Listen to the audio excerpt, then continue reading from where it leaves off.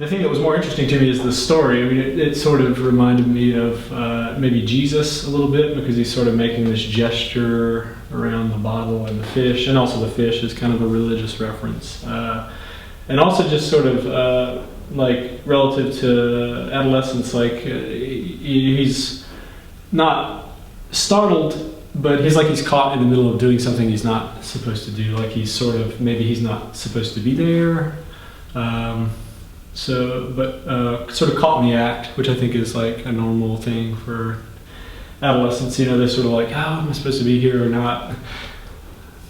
Just participation. I don't know. This sort of made me consider my own life in a way that, you know, a lot of the other things don't really.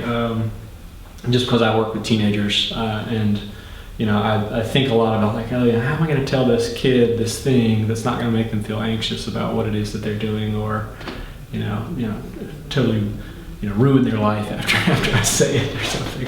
You know, because kids are just trying to figure things out. It's sort of, you know, it's dark like a Caravaggio. It's like psychological, like official, but not in a.